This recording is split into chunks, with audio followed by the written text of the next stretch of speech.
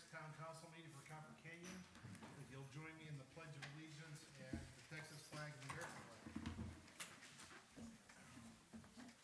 I pledge allegiance To the flag of the United States of America and to the republic for which it stands, one nation, under God, indivisible, with liberty and justice for all.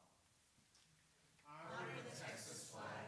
I pledge allegiance to thee, Texas, one state, under God, one and indivisible.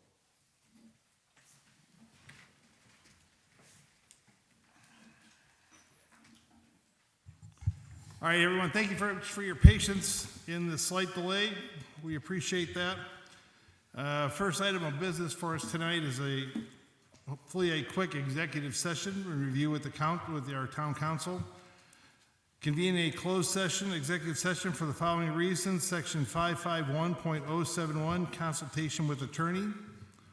The town council may conduct a private consultation with its attorney while the town council seeks the advice of its attorney concerning any item on this agenda about pending or contemplating litigation or a settlement offer, or on a matter in which the duty of the attorney to the town council under the Texas Disciplinary Rule of Professional Conduct and of the State Board of Texas clearly conflicts with Chapter 551.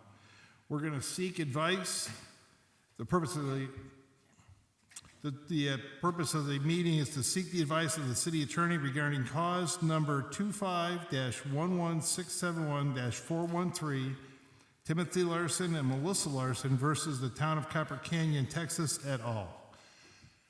So we're going to go executive session at 7:11 p.m.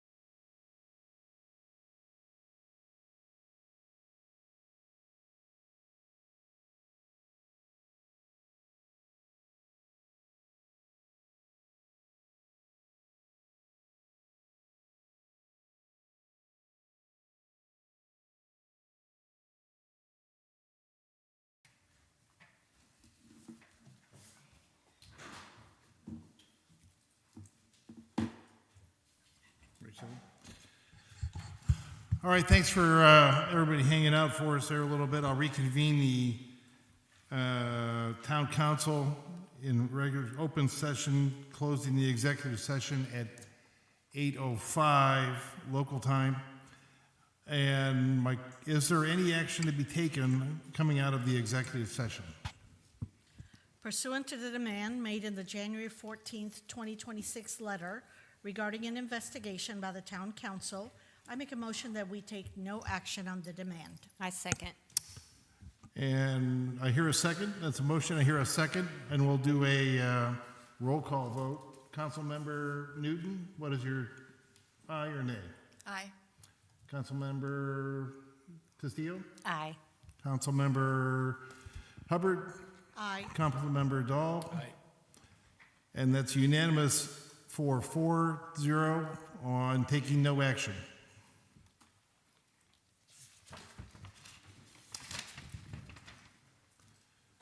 Next item on the agenda is public input. Citizens may address the town council during this portion of the meeting for topics not listed on the posted agenda.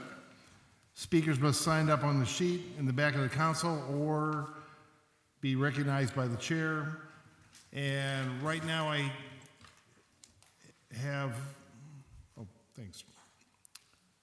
One sheet in front of me, Sue Tamil. Is this for public input or public hearing? You didn't circle which one? It's public input with an agenda item. On an agenda item. All right, well, we'll cover that when we get to the agenda item. Okay, aviation ordinance. All right. So it's public on the agenda item. So anybody else for public input on items not on the agenda? I see none. I'll close public input at 8:09. And we'll move on down to staff, mayor, and council reports and items of community interest. Troy? Yes, Mayor, Council, thank you. Just a couple of highlights under Town Administrator. We have received a check to do the repairs on the guardrail that was damaged on Chin Chapel from the insurance company, so that would get underway here shortly to make those repairs. We've also scheduled our website training with 3 staff members here at Town Hall, so that'll happen in February as well. We're also working on updating the building code to the 2021 version. Safe Build's going to have a draft for us towards the end of February that will be presented to council in March. Let's see, we've got just a couple other things. The States Bridge, we had a meeting with the 4 residents that are mostly affected by that bridge, and the engineering of that is about 35% complete. If you guys recall, when this all first started, there was the engineering phase was going to take anywhere from 12 to 15 months to complete, and then they were going to work on pricing and then look at costs to construct that, and then it would go into potentially a construction phase once it was fully funded through the county. So that is still underway. So we'll have another resident meeting probably June, July timeframe with those 4 residents. And then after that, we're going to have holistically have everybody that lives on estates have a whole community town hall meeting related to where we're at with the bridge and timing and schedules and all those things associated with the activity with replacing that bridge. We've also we're in preparation or final preparation of the audit, last year's audit. So our council that we had hired to do the audit will be on site next week. So we got all the work papers completed, thanks to Sheila and all her work and other team members. So that's audit's well underway. Our goal is to meet that March 31st deadline. So that's coming soon and fast. So we've managed to work on that the previous weeks. And as far as upcoming dates, just a reminder, February 16th, the town hall will be closed. Development-wise, Copper Knolls Estates, still working on all their improvements. They got the sign out front to fix as well, and some things to do internally. Ani Ranch, you guys may have noticed that they're cutting a little piece of Copper Canyon Road. That was to tap into the water line across the street. They were going to try to do that when all the ice hit, and we told them not to proceed with that until we had good weather. So they're in the process of getting that done, And then once that completed, they'll make full repairs to the road as well. The Quarter Horse Estates, if you guys recall, that's just right down the street on the corner.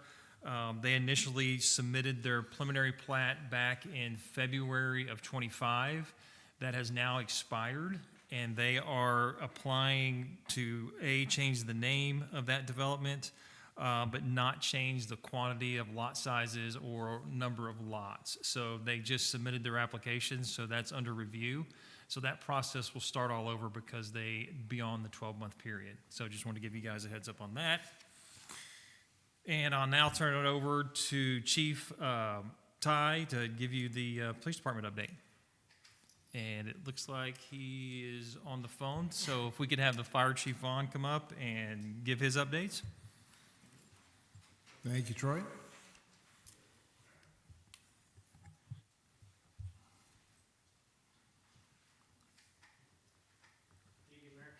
Good evening. I'll try to be brief. Just kind of want to, for January, we didn't get your monthly report, if you got that. We were busy, getting a little bit of the ice there at the end. It really wasn't as bad as I thought it would be. We did have some budget type, people get out and they fall, an accident, and getting off the road, but I think the big thing was we losing power. You know, we don't lose electricity, cause a lot of problem. Another factor was we had a lot of sleet.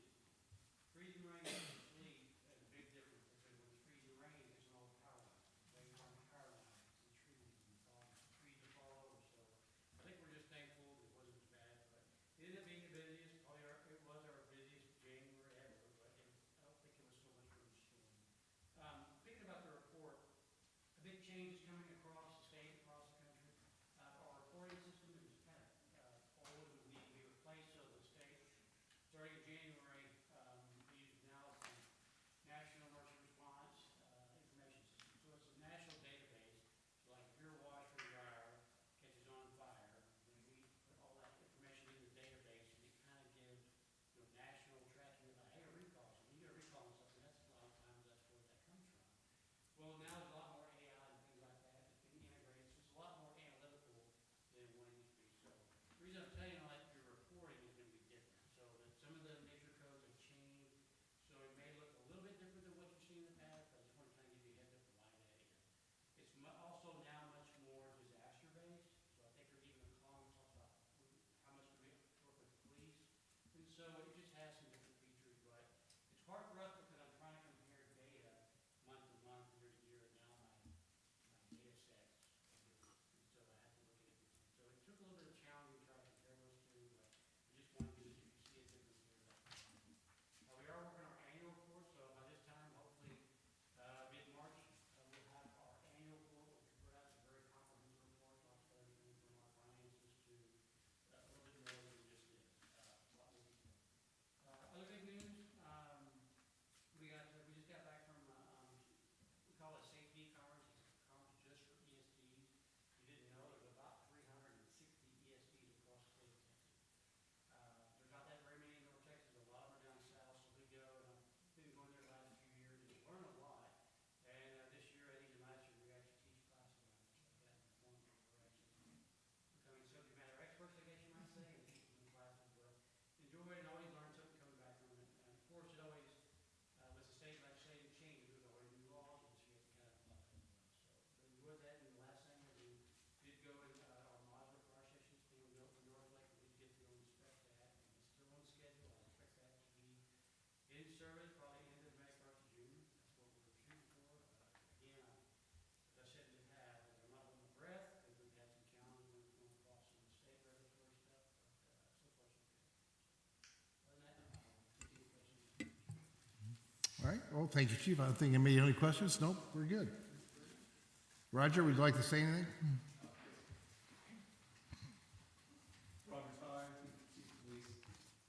For January, we had 7 calls for service. There was only 125 citations. I was going to say. There were 5 cases generated.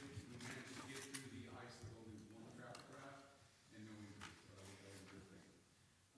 The biggest thing that happened is Sergeant Weisinger has left us. He got an opportunity to move on to a college job as a law enforcement and an instructor.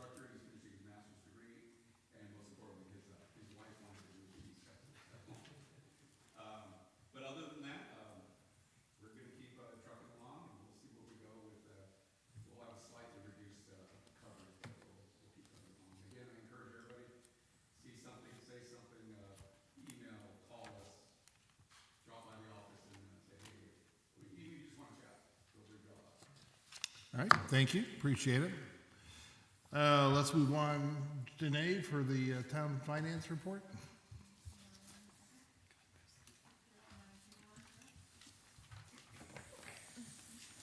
Thank you, Mayor. As Finance Chair, I see my role as representing residents when it comes to how their money is being used. And working closely with Councilmember Dahl and the town administrator and town secretary who live in the day-to-day details. We met to review the first quarter report, the monthly financials, and the adopted 2025 to 2026 budget, and asked detailed questions, not just to understand the numbers, but the projects and commitments behind them. Thank you to Councilmember Dahl and Troy and Sheila for their time in this effort. I'm confident if a resident calls, we can explain how the town's money is being used and how we are planning ahead. I don't need to repeat all the details you'll hear in a moment, so I'll turn it over to Troy to walk you through the specifics, and then to Councilmember Dahl to review the investment report. And I just thank you for the time that they spent in being able to work on that. And we're going to continue to meet quarterly to continue to review what's ahead. So with that, I'll yield. All right, thank you, Councilmember Newton. So I just passed out, this is something that came out of the meeting. We were going to start doing these quarterly reports for any line items that may get close to what we had budgeted. So if you look at the document that I just sent you guys, it's referring to the engineering professional services line item. So that kind of goes through and kind of gives you some scope on things that we don't bill out. So for example, the State Bridge project, that's something that we do. It's a town project. So all the time that the engineer spends on that, there's a dollar figure associated with that, along with some drainage issues that occur in town as well. The maintenance contract that we just renewed, that was something that we didn't bill back to any developer or permit situation. And everything from open records request as well. And, you know, something that was new this year that we did with the engineer is we wanted them to be at all of the meetings that plats were present. And then, as you guys know, we've gone through quite a few replats and amended plats this past fall. So they were attending not only council meetings, but planning and zoning meetings to go along with that. There was also the ordinances, subdivision ordinance that they were engaged in as well. So those things, and if you look at the line item, it was brought up that was getting close to the top end, and which is true. And we are now, you know, kind of pulling back. We also do weekly meetings with them to kind of look at all of our developments around town to make sure that they're following their inspections and their checks and all the things that we're kind of, you know, doing that we haven't done in the past. And so that is a quick summary. The other thing in the report, it talks about our revenue. If you guys look at the monthly sheet that you guys get on a monthly basis and you look at our revenue dollars, we are roughly about we're for property tax, we're about 73% collected. And so those big items for the property tax, our main revenue source comes in November, December, January. And so with that, then we got to spread that out over the following months as well. So I think from our committee meeting, I think we felt like we're in a pretty good place. Our expenditures, we are about at 32% of our budget. So we feel like we're in a good space at all. And Councilmember Dahl or Newton, if y'all want to add to that, feel free to do that. But we'll start including this summary report in our quarterly report, because as you know, we also have our investment quarterly report that we're required to present each quarter, which is up for this month as well. So I'll turn it over to you guys. Yeah, and I'll make just two quick comments on the investment report. So we're up about $600,000 to about $7.1 million. I'll just note that a lot of that increase is due to property taxes that have recently come in, but we're in a very healthy position. Our yield is still over 4%, which is about 50 basis points better than a 3-month treasury bill, so it's a good fund we're in. We are down about 35 basis points, though, from September of last year. As you all know, interest rates are starting to drop a little bit, but still overall 4% is very good. Okay, very good. I want to make the point here that this is something that's never been done before here in this town, is we have not only a monthly report, but a quarterly report and a quarterly review by 2 council members, and along with our town administrator. So that's keeping an eye on everybody's money and where it's going and where we're budgeted to. So that's an important thing. It's never been done before, started by this council. So we appreciate that. Any other comments? Town engineer, please. Do you have anything for our discussion right now? No, nothing beyond what's in the report. Okay. Any questions for our town engineer?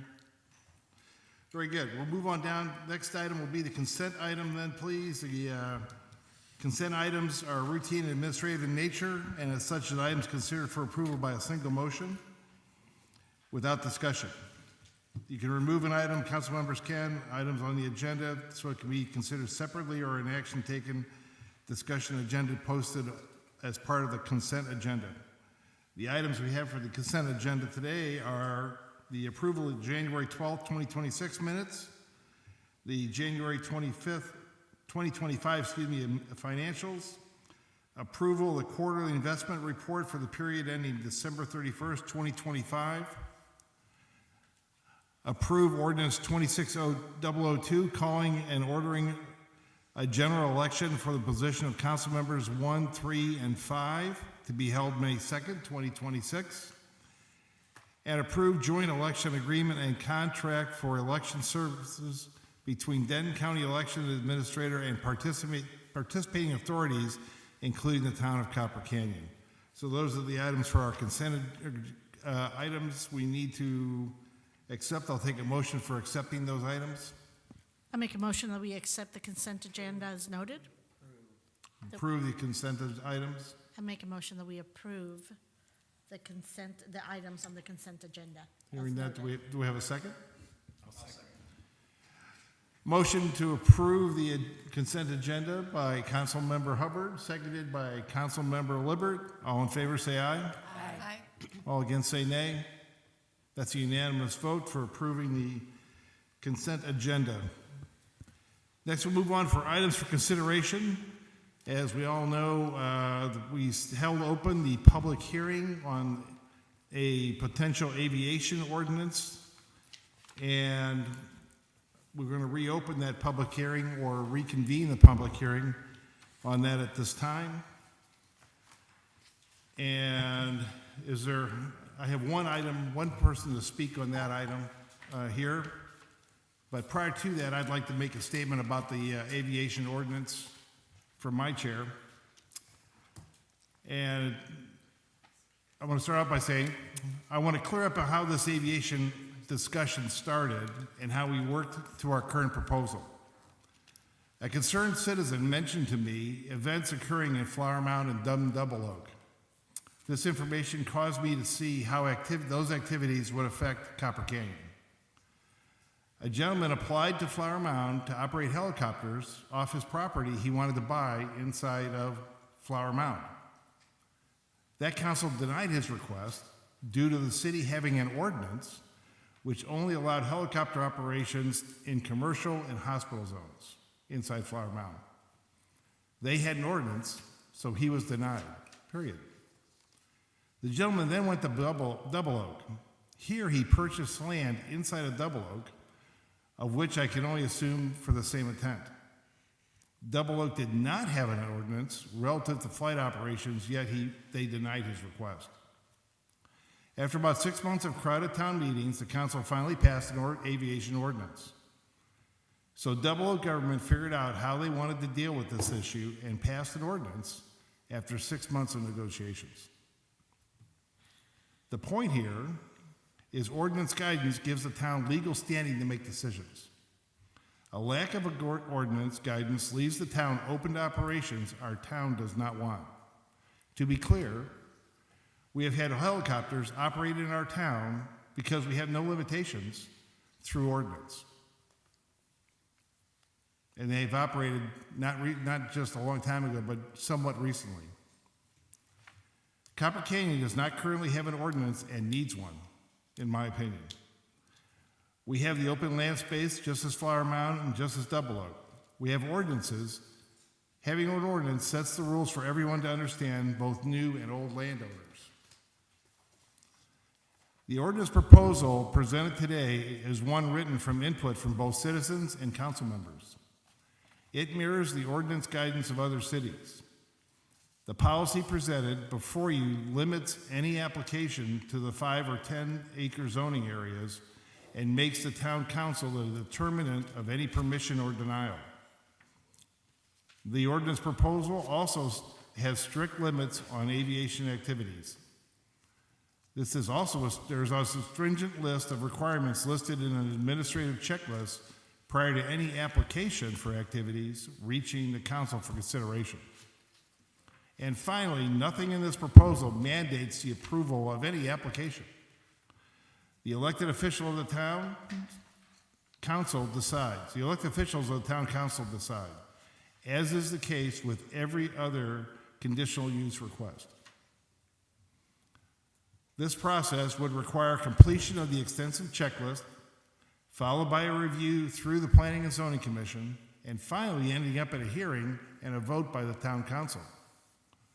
This is a long and legal process that is required by any conditional use request of this type. Further, I wish to mention a couple of Metroplex cities that have been held as shining examples of aviation ordinances: Willow Park and Fairview. Both of them end their ordinance at a council review for permission or denial of a request. Our ordinance mirrors the same policy. The spectrum of either no restrictions or to a total ban would both be unacceptable endgames for Copper Canyon in my view. I believe we have a middle ground of compromise. Government overreach to a total prevention of one's personal pursuit is not what America is based on. I believe we should protect each other's rights, but stay within bounds of protecting our neighbors too. This is the balance many towns have reached. Finally, just to be clear, I nor any other member of this council has ever discussed any sort of aviation business or negotiations towards that end under the cover of secrecy, has been stated by certain people. Anyone can call me anytime and find out the truth to the maximum extent I can tell them. Finally, as I mentioned, my job as mayor is to look beyond the immediate horizon and ensure we are all protected. Protected to allow the pursuit of happiness for everyone. Learning from Flower Mound and Double Oak has helped me do just that.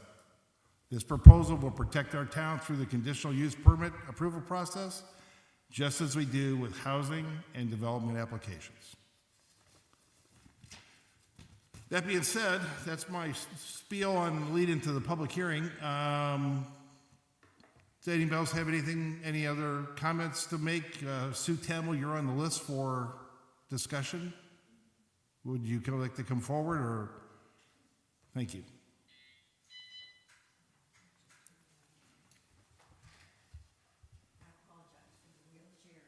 That's all right.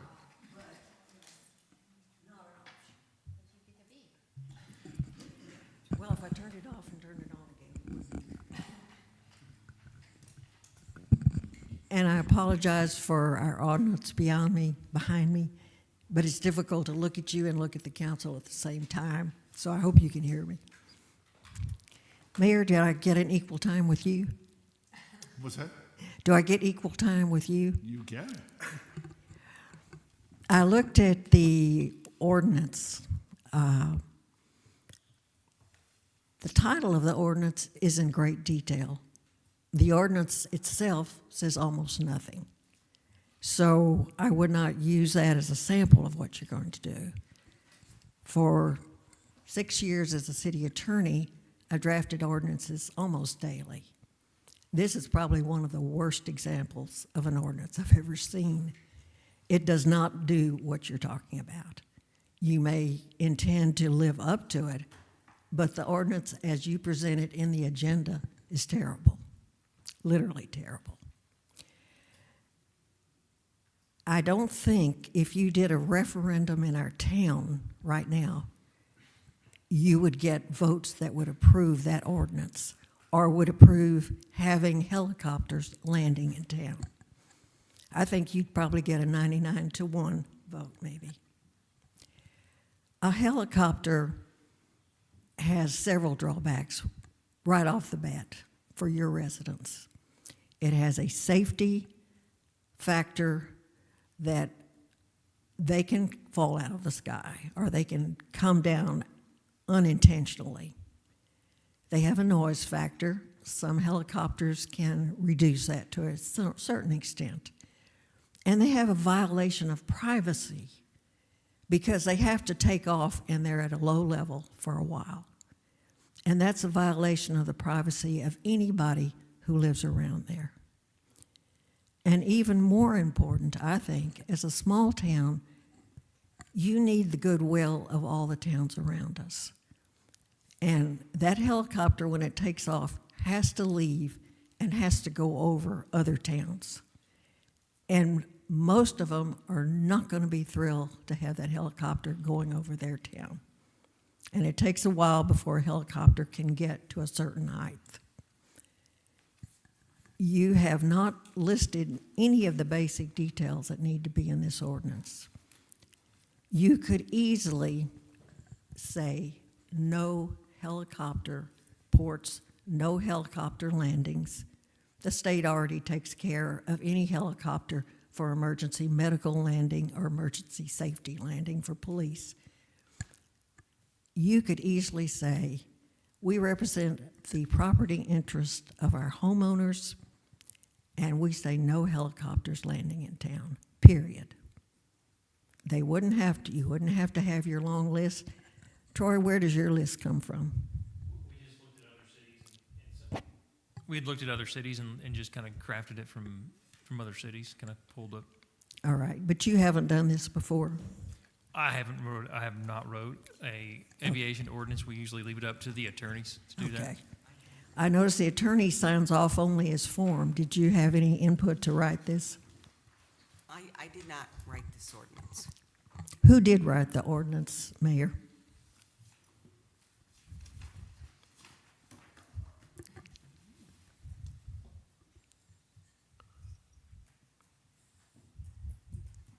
The mayor put together the form of the ordinance, and then he solicited input from other people.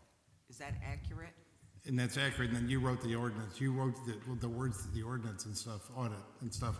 So we took other cities and copied their information and wrote it. And then we passed it around, and then Deborah cleared the last little bit of it. So yes, we had our town lawyer did write the final draft of this ordinance. I don't think so.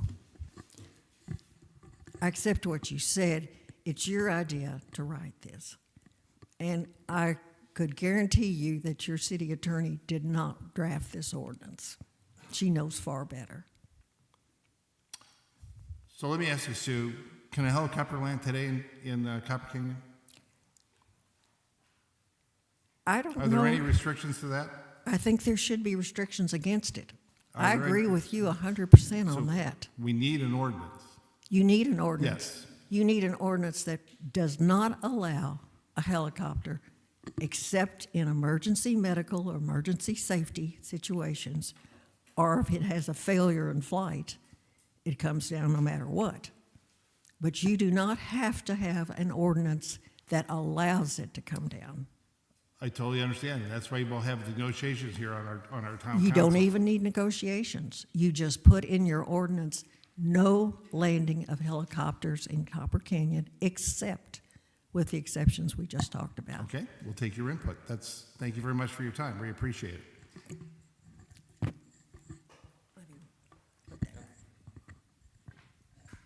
Thank you. Anybody else have any comment or anything like that on the public hearing for the aviation activities ordinance? Seeing that, I'll close the public hearing at 8:37. And we'll go on to ordinance number 2601, amending the comprehensive zoning ordinance to an aviation activity ordinance.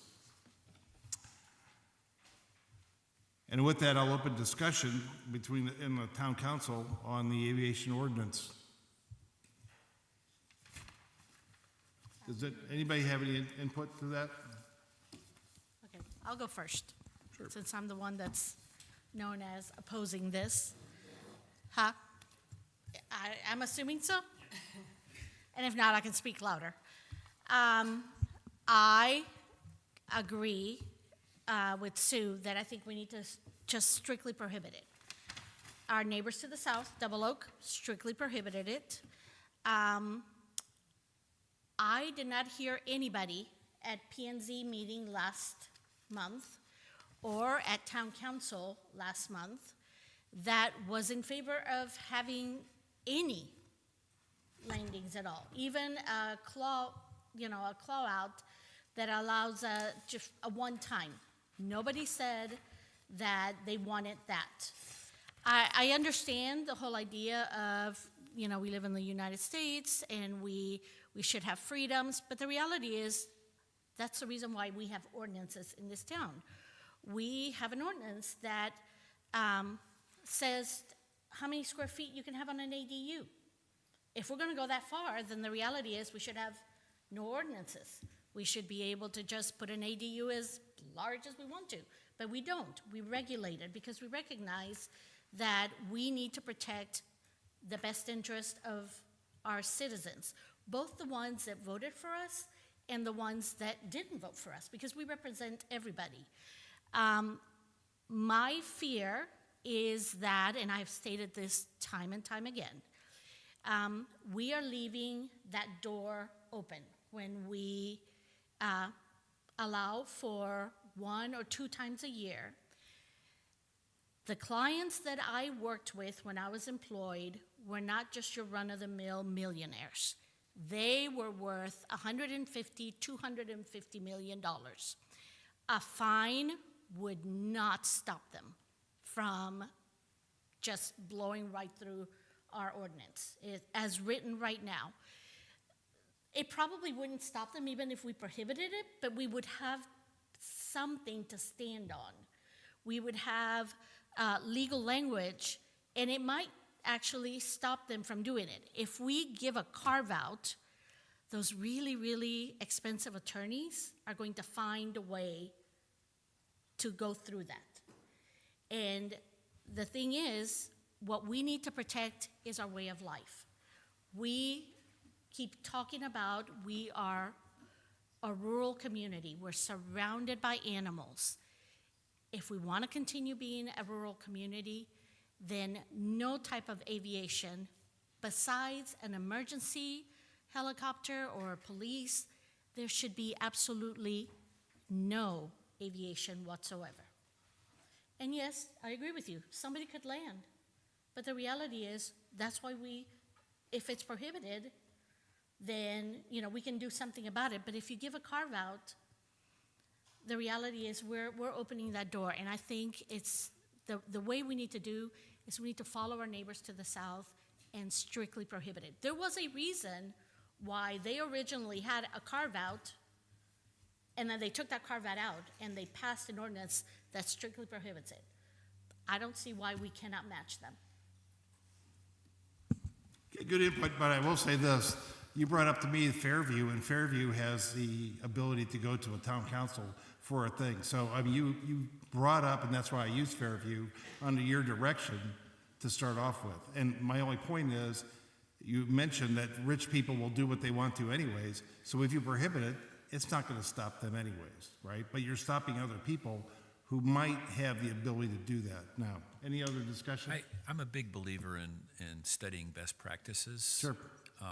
Have we talked to Louisville, Flower Mound, or Highland Village, or maybe even Argyle, since they're bigger communities than us? I'm wondering what they're doing. Flower Mound does not allow it. Prohibited in Flower Mound? That's not true. Flower Mound allows it in hospital zones and so they do allow it, okay? But not in private. I get that. Okay. And I stated that in my letter to start with. What, Louisville or Argyle, do they have? No, they don't have an aviation ordinance. They don't have an aviation ordinance. Louisville doesn't? And I've I been don't know on, about Louisville, but Argyle does it. And Barton. I've been in Argyle where I've seen helicopters landing on people's property. I'm just curious what the And that's the others point, have is done. I'm just saying, we need some kind of ordinance. I don't, They don't Does have an not. ordinance. Does not? Okay. Yeah, so, I just have a question. Yeah, please.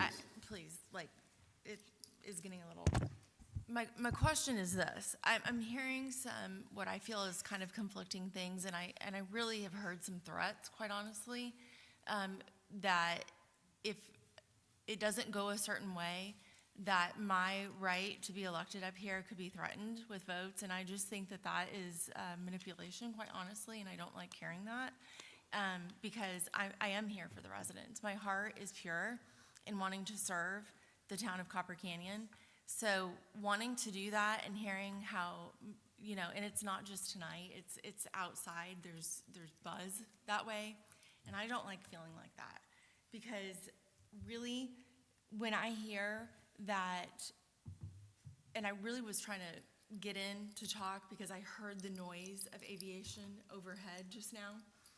And I thought, you know, at any time, at any place, we hear helicopters all the time. And so whether or not it's regulated, whether or not something happens, whether or not we have an ordinance, there could be a crash. It's not protected airspace over Copper Canyon. So something could come crashing down over our homes at any time. So to hear some of the language that's been used over the course of this aviation experience has been, quite honestly, a thing of potential nightmares. It's unnecessary, and I just don't like some of the language that has been used to try to cajole me into a way of thinking. Quite honestly, whether or not we have, it's one way or the other, the dichotomy is really extreme. If we prohibit it, we're restricting landowners, what they can do. Well, that could make a vote go one way. If we allow it, that could make the vote go another way. One way or another, we're restricting landowners as far as what they can do, and we're telling them what to do. Which way is it that you want it to be? So I feel like just a very strong, confused way of being. What is the intent of this is to make sure that we are starting to bring open the conversation of safety and really trying to bring together some type of permitting and not allowing people the freedom to do whatever and whomever and whatsoever, bringing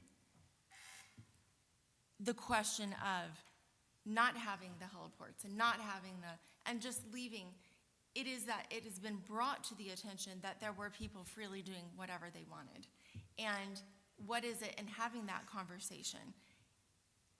There are some extreme opinions, and I think that there needs to come together a conversation that if this, you know, I hear people coming up and saying, not just tonight, but telling the council, this is the worst thing ever, and this is so stupid, and that is not constructive criticism. If you have a problem with something, then say, this is what would look better.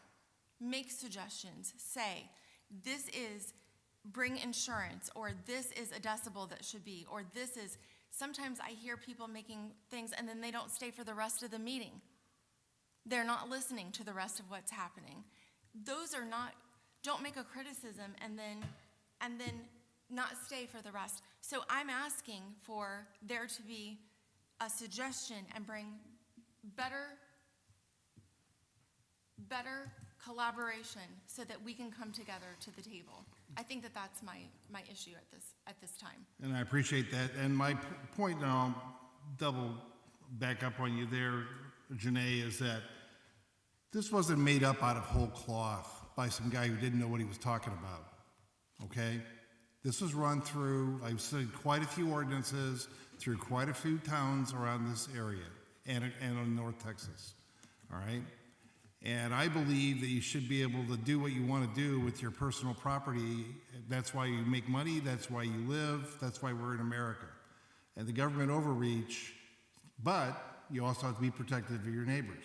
I believe this restriction of numbers that it does, where a very limited amount of, if anybody ever applies, And this could be a 175-day process for if a guy somebody wants to bring an airplane in, or it's gonna be a helicopter in, or a drone, that they're out there right now, and they're gonna start flying from the Metroplex up to McKinney and things, where a person hops in there and gets a lift down at DFW airport or whatever.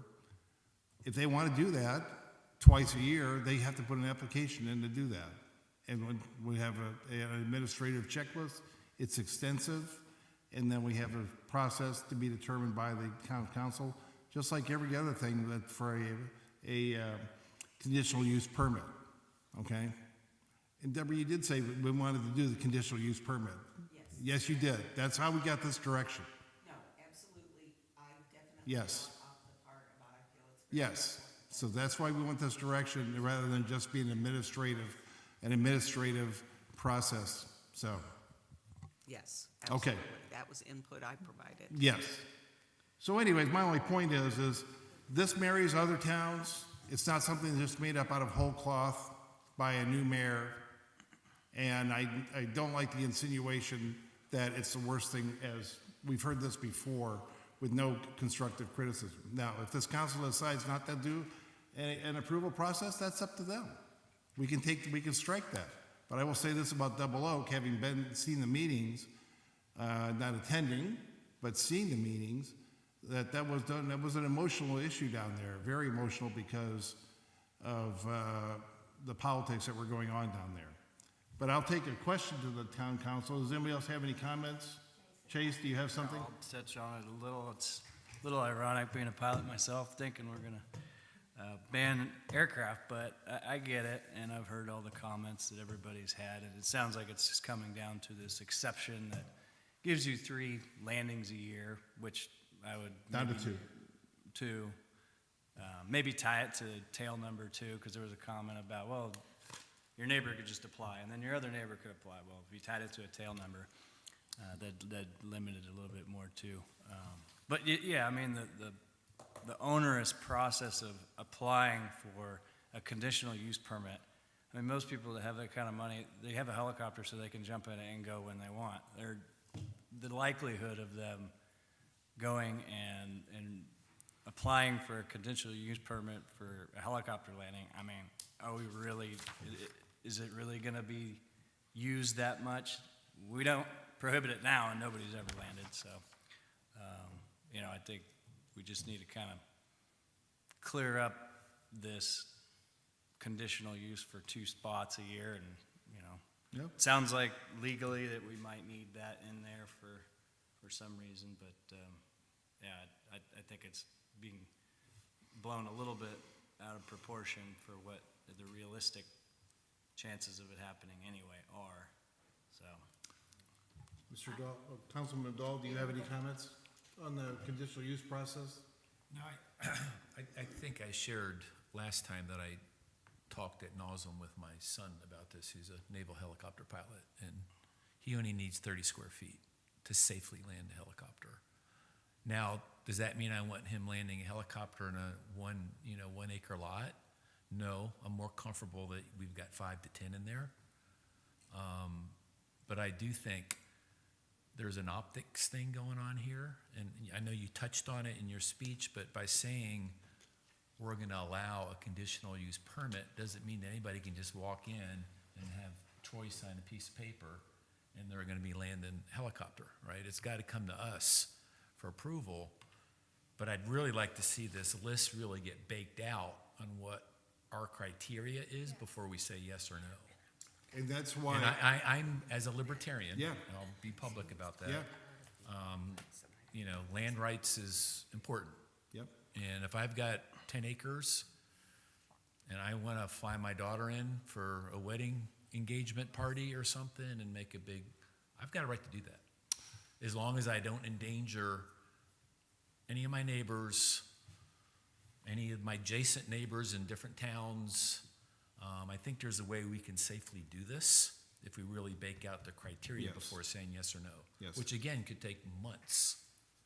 Oh, right? absolutely. This is not an arbitrary walk in and get a permit. It is not. Can I go now? Yes, Paul. Okay. Councilmember Castillo. I've seen the checklist, and unfortunately wasn't put in the ordinance because it's actually not a part of the ordinance.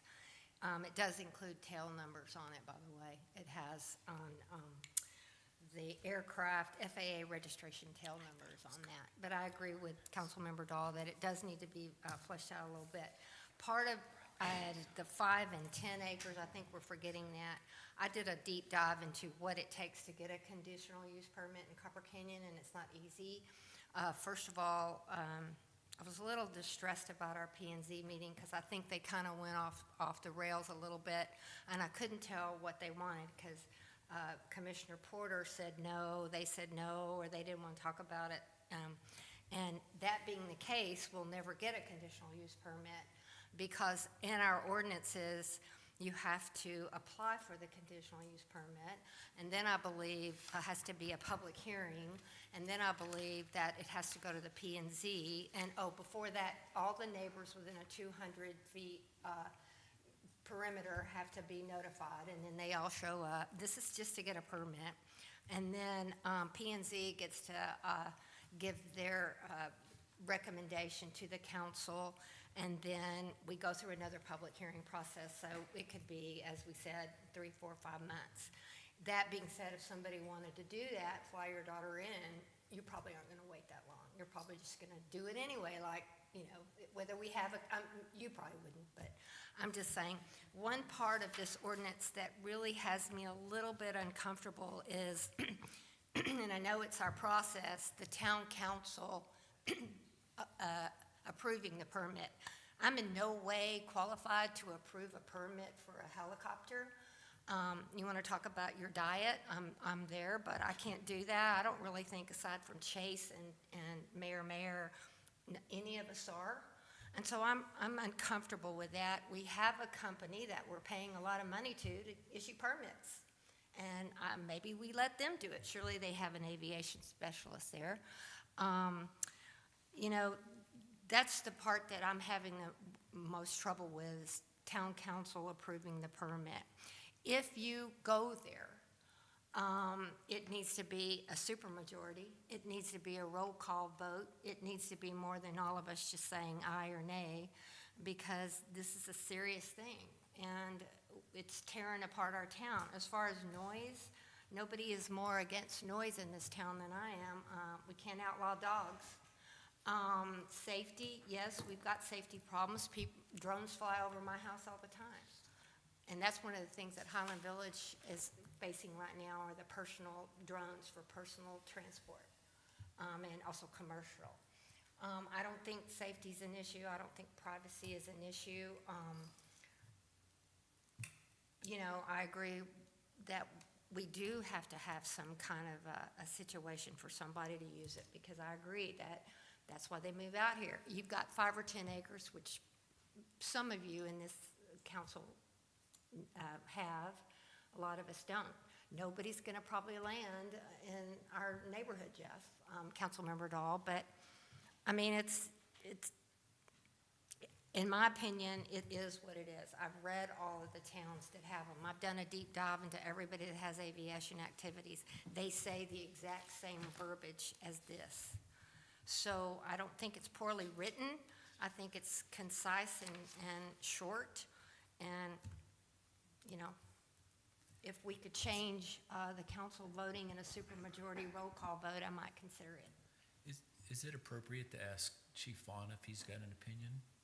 No, we're in discussion with the town council right now, so nobody As from part the of audience. this process? Yeah, nobody can answer, bring into Okay. the discussion. As part of the Yeah, ongoing process? I don't want to put him in that. yeah, we don't want to do that. I don't want to do it. Fire. Once we open discussion with town council, it remains in the town council discussion. So anyways, well, let's see.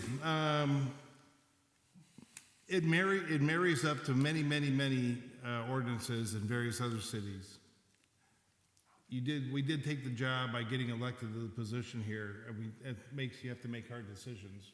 We're not experts on everything that you're gonna make a decision on, no matter what. And I understand your angst for making decisions, but that's what we're here for.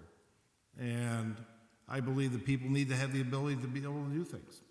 And I'm willing to put this to a vote. If we have any other discussion, or I'd like to take a motion to vote on approval of this aviation ordinance. What's the number? 26001, ordinance for the Town Council of the Town of Copper Canyon, amending the Code of Ordinances, amending Chapter 14A zoning ordinance, Article 2, General District zoning regulations, Section 2102, use and yard of bulk requirements. And I don't have to read this whole thing, but it's amending Section 14A. It's adding the zoning ordinance article supplemental provisions concerning aviation activities. And I would like a motion, if I have a motion, to vote on approving this ordinance for implication. Once again, everything can be adjusted later on too. You can always adjust the ordinances, but we need an ordinance based on information and listening to the towns around us and their leadership to deal with this issue. Otherwise, we leave ourselves open for unlimited use.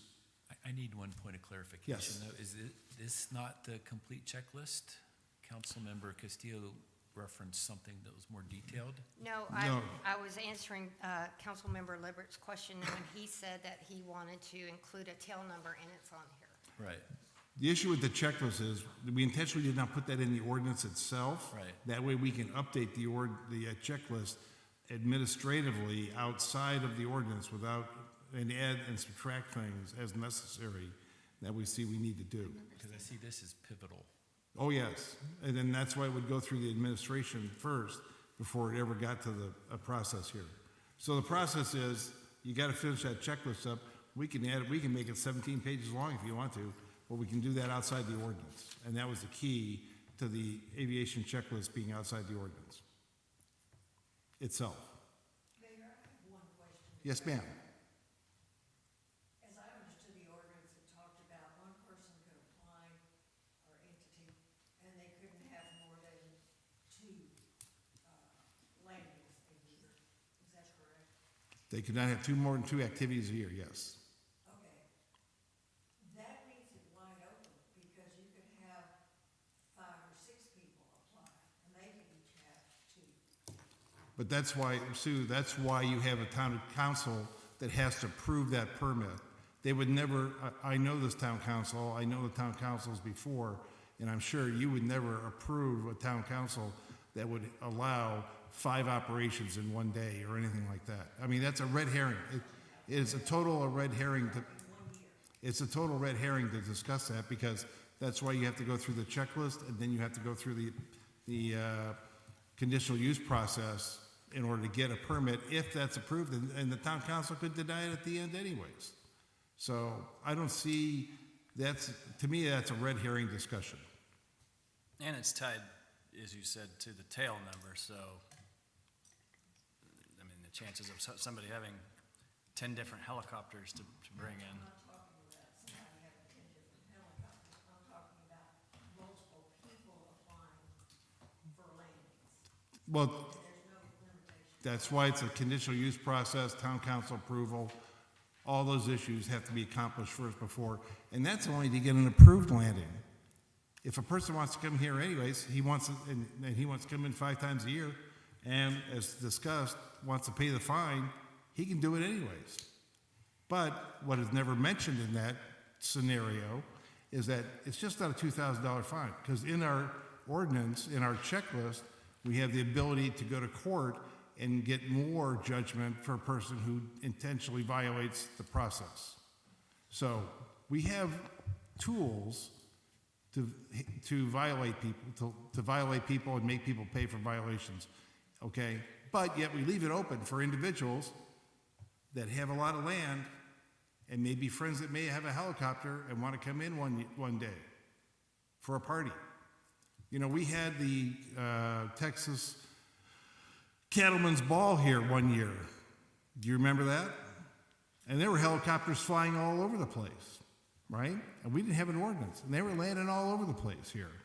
My only point is, that's the kind of thing why people buy property out here. That's why people are in the country. We are a residential ranch neighborhood that has residences associated with it, right? We are not Flower Mound, we're not Frisco. So my only point is that I'm hoping to let this have a ability for people to come in should they have that desire sometime in their life. That's a great opportunity. Bring it in for kids. They can play around a helicopter, maybe develop an interest in aviation, whatever it is, right? But if this town council eliminates that from future or now, that's up to them too. So that being the discussion, I'll end discussion on this subject, and I'll take a motion for approval of the ordinance as written, if we have one. Yeah, I keep in mind, this is not an ordinance to allow helicopters. We already do allow it. This is something that's going to restrict correct. the majority of people that would come in. So I'll go with that. I'll make a motion to approve the ordinance 26-001. Motion to approve by Councilmember Libbert, and do we have a second? I'll second. Second by Councilmember Castillo. And all in favor say aye. Aye. Aye. All against say nay. Nay. And that ordinance passes 4-1 with approval. Thank you folks for the discussion. I mean, that was good. And honestly, I'm going to say this. I've heard comments from people that we don't know what we're doing up here. I don't know what I'm doing up here. I run a crappy meeting. The answer is this is how the sausage is made. Discussion, bring up ideas, discussion, right? And we use those things from people to decide how things are going to happen. And I think this is a good ordinance. We prohibit helicopters. Actually, we prohibit every aviation device, which is important because those drones with people are going to be showing up pretty soon. Okay, next item on the agenda.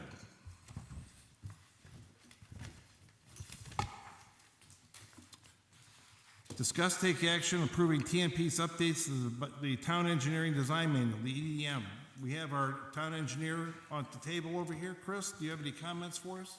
So we did put together a real short presentation to kind of walk through some of the highlights. I'll come around for the microphone. I'll have everyone hear my Yeah. Chris, you'll need, voice around it. Chris, you'll need the remote to the PowerPoint.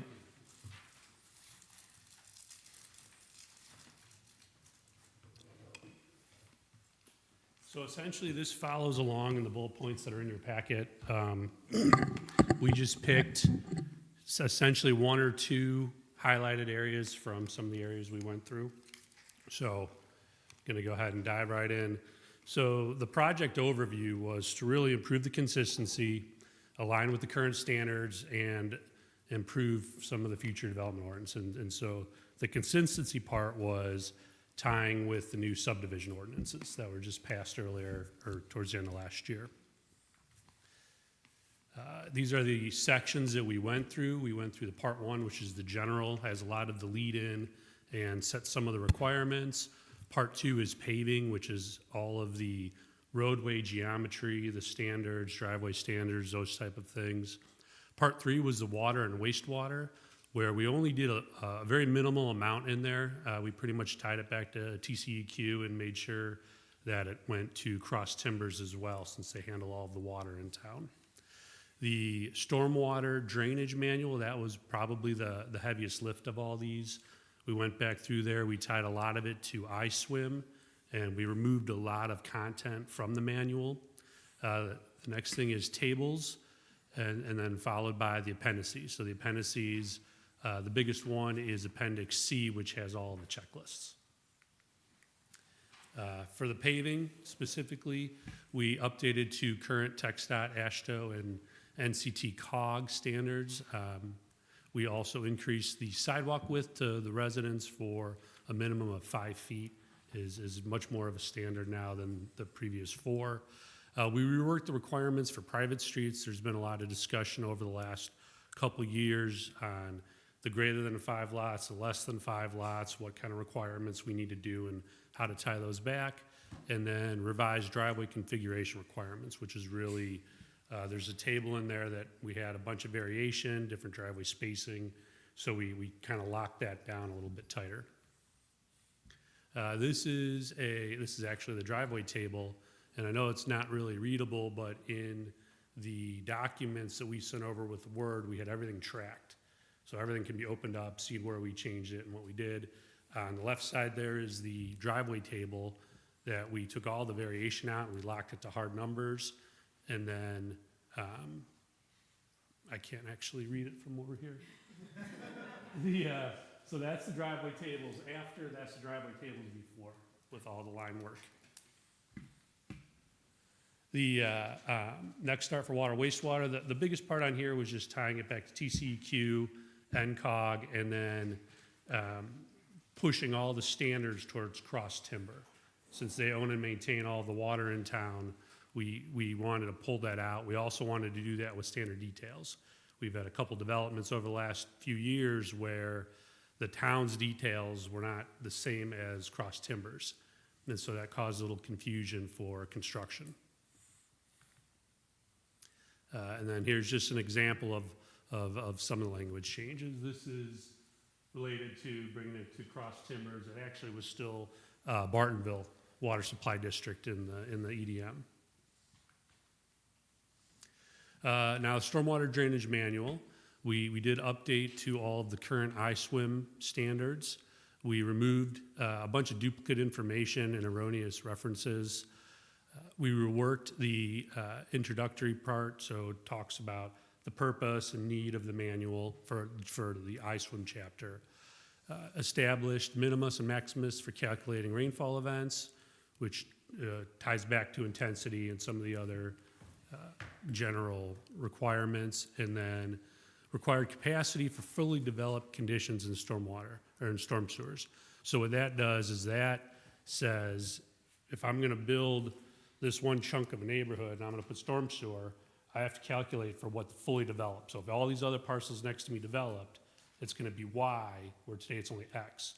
So that storm sewer that goes in the ground is going to be sized for the future.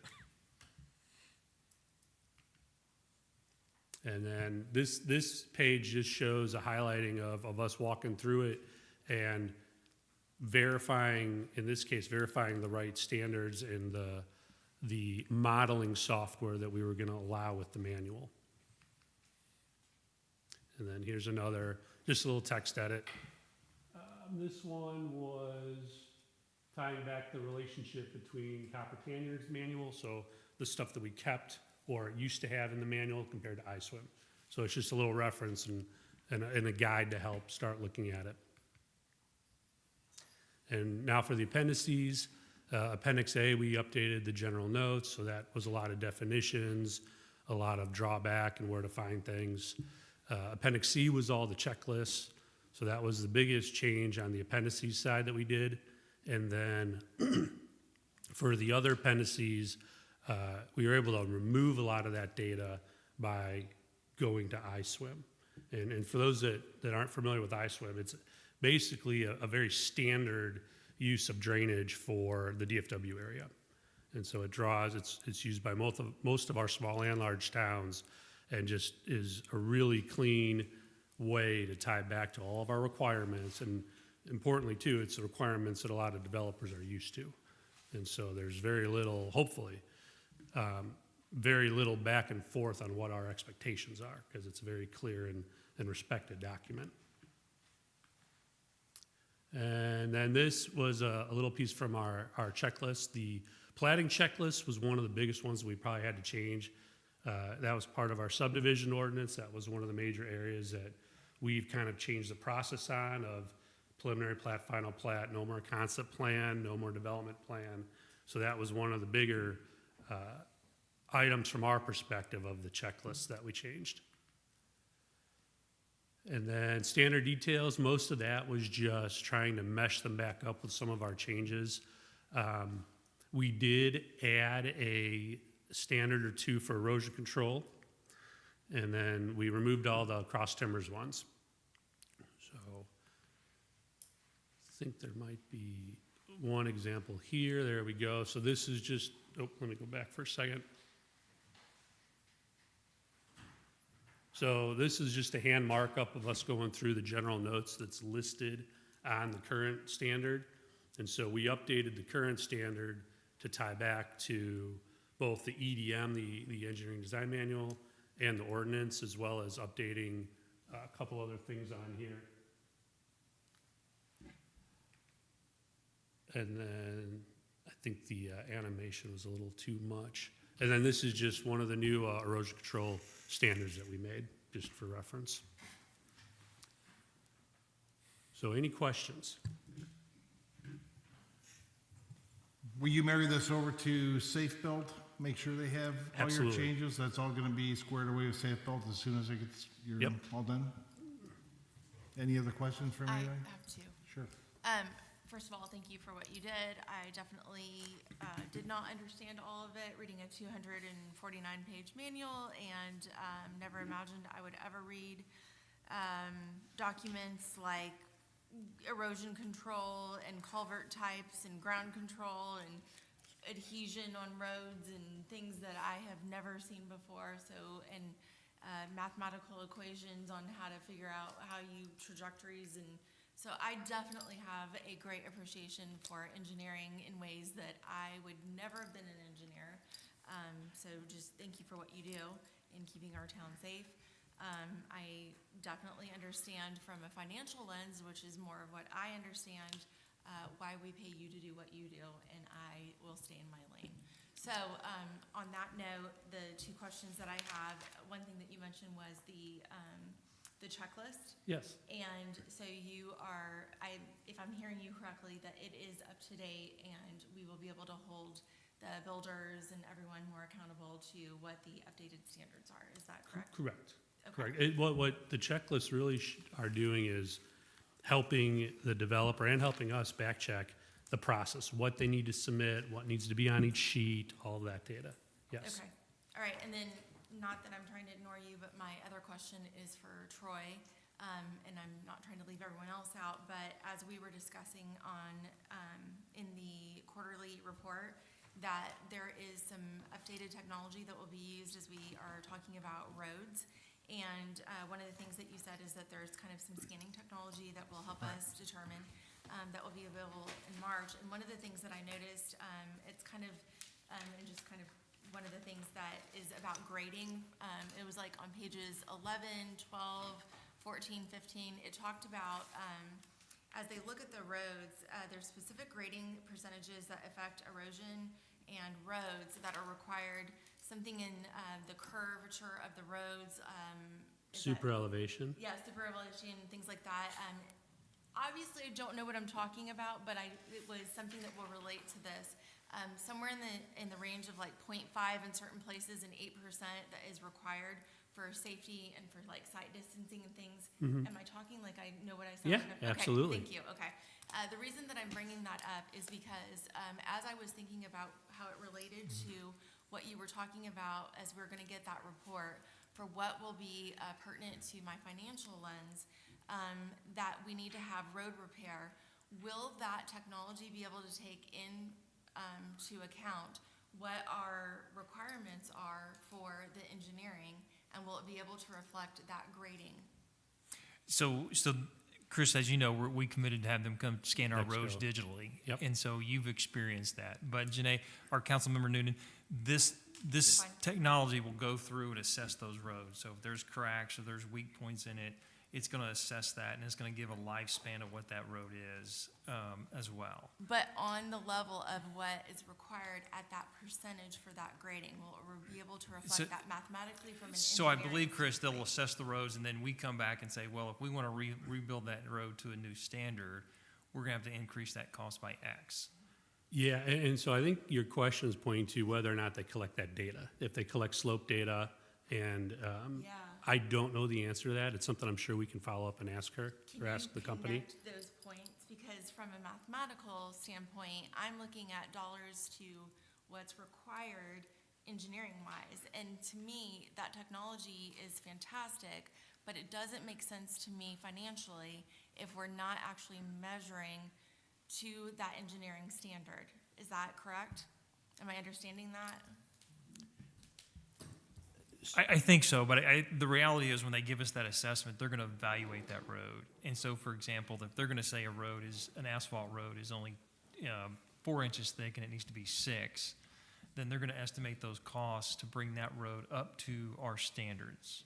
Correct, but it needs to be based on the correct engineering slope that is required. Yes, correct. Is that, I mean, I'm thinking of this, again, not an engineer, but I'm thinking of it in terms of what is required for safety and percentage, and that technology needs to match. So I think the purpose of the study is different than, they're apples and oranges. I understand, but they should be able to do both. And we can certainly ask them. That's not a typical requirement when we have a pavement assessment. So that's kind of different than most of the companies would do. Okay. They're focused on how the pavement looks, how it works, friction. They're not focused on geometry. And so that'll be something we just have to talk through them. But if we repair it, and we repair it in such a way that we're not matching the grading, then we're affecting erosion, we're affecting the way that it works, and we're repairing it in such a way that it no longer meets the requirements that your engineering manual says that we should. So Chris, let me ask you this question a different way. So if we get an assessment back and a States Drive gets a poor rating, it needs to be totally reconstructed.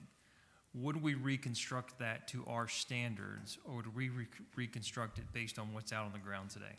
We get to make that choice. So what we'll do is we'll measure the there's very few areas in town that are actually super elevated. But what we can do, and that's a good point, typically what we'll do is we'll go out and we haven't had a 3 or 5 year assessment before in Copper Canyon. I've seen it done and I've done it in other areas. So what we would do is we would go out with our smart levels and go check the super elevation and say, hey, is it 2% like it's supposed to be? And as part of that process, we can have our on-call, or if there's enough, if we hire it out, they can mill and resurface and put that back. So they can fix it with very small effort on the construction side. Okay. We just have to tell them to do it. It's just now's the time to ask that question. Yep. Is it not, especially when we've had a guardrail, damage, so. Right, Okay, right. thank you, sorry, thank you No, for you me to bet. ask such a weird technical question. Excellent question. Thank you much, and I appreciate your presentation. Good deal. Very good. Thank you. Yes, one more Chris, question, Jeff? Chris, a quick one. In case of conflict between the EDM and the subdivision that we just passed, chapter 10, it says the more stringent criteria shall take precedent. Yep. What does that process look So like? what that would mean, so for instance, Is that you and driveways Troy? are an easy one. So there's certain areas that aren't controlled, or fencing, maybe fencing's another one. There's fencing in the ordinance, and there's some fencing information in the EDM. Right. And so depending on, and I honestly don't know a good example other than, the ordinance restricts you to a certain height and certain whatever, where in the EDM and through the development process, we may use a different standard. And so I think that's all But that we're who's doing. making that call? I'm just kind of curious. Who would? Well, administratively, we could make it, but if it impacts ordinance, then it would come back to P and Z and council. So if you use the fencing example, that would come back to council during the preliminary plat process, in the final plat process. So those would be details that would be shown on those plats, whether it's a masonry fence or a screening fence or just a security fence. And any possible conflict with what was in EDM. Right. Yeah. That's what I was Maybe that's what I a was after. easier one would be if you've got a development that has 2 or 3 access points. And so the ordinance may say, hey, you have to have 2 access points for a development. And we're going to come back and say, you have to have them, but they have to be 500 feet apart, and they have to be this, they have to be that. So that's the more stringent. Cool. Which is why you're the professional engineer and we're not. Thank you, I appreciate that. Good briefing. All right, so any other questions from any council members? Hearing none, I'll take a recommendation for approving TMP's update on the town engineering design manual. I make a motion that we approve the TMP update of the town engineering design manual, EDM. Thank you. And a second on that at all? I'll second it. Motion by Councilmember Janae and Newton, and seconded by Councilmember Hubbard. All in favor say aye. Aye. All against say nay.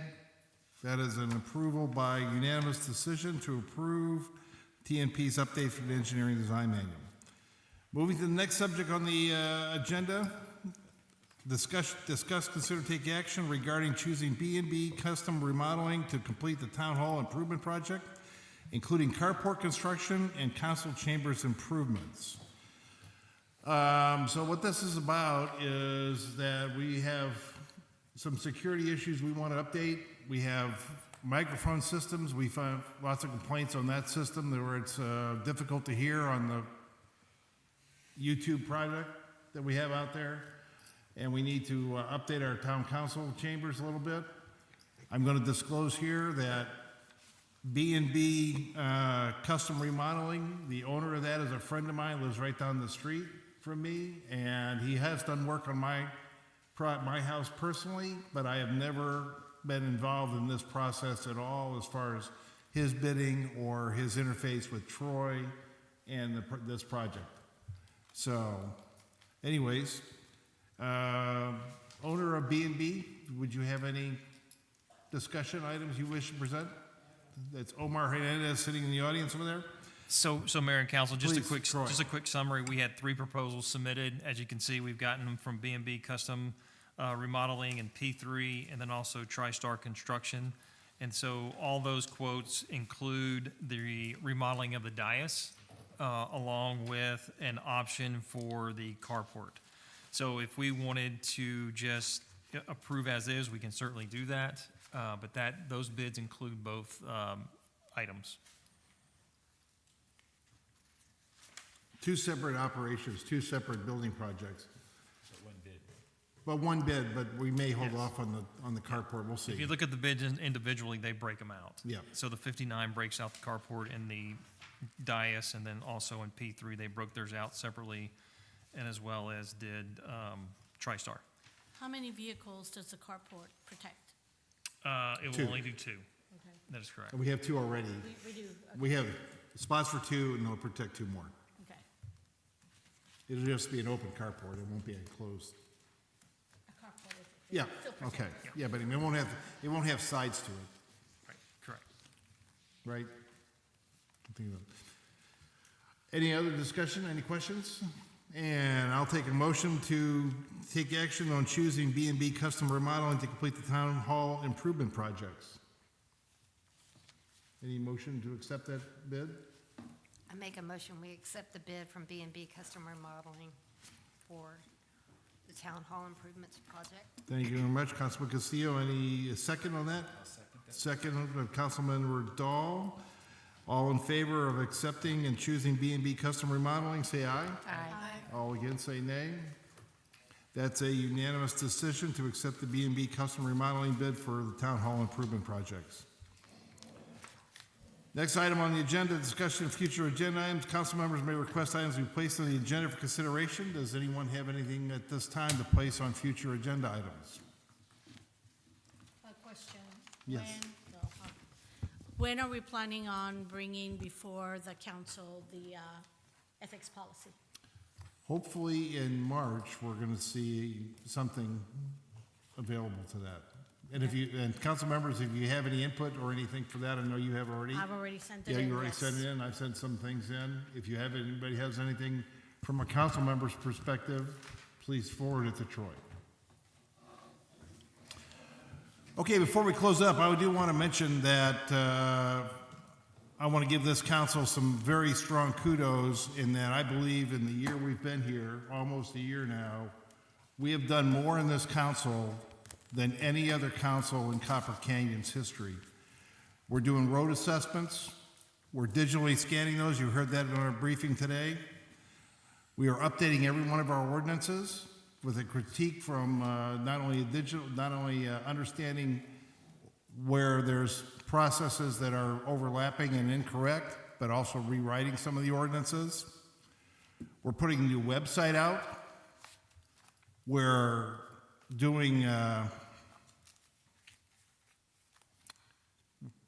finally, we're protecting, everything we're doing is we're protecting the people of this town and our ordinances from any kind of encroachment of major development or that this town and people live here don't want. That hasn't been done in the past. We've allowed that to happen in the past, against the people's will, but we're not gonna let that happen from us on this council. And I give this council very good kudos for their work. We can see from the study that's been done in the engineering design manual just at this meeting, and then from, from everybody else, all the way down to the aviation ordinance, that this council was working, we know what we're doing, and people out there need to stop saying we don't know what we're doing. I'm getting a little tired of that, both social media and on the phone. Anyways, I'll take a motion to adjourn, Well, can I just add? please. There's all the codes that we're updating too. I mean, the EMD, that was at 2012? Yes, The last time we updated that, and we just updated the fire code. we're updating the fire code, we're updating the building code. I mean, there's a lot of work. You people have been working very hard on for a year now. We've been going very hard on this project. And honestly, we are doing more than any other town council has done in the history of this town. And I'm saying that as a fact. I'll take a motion to adjourn. I make a motion that we adjourn this Take meeting. a second on that. I'll second it. Motion to adjourn by Councilmember Newton. Aye. Aye. Aye, vote aye. Motion is adjourned.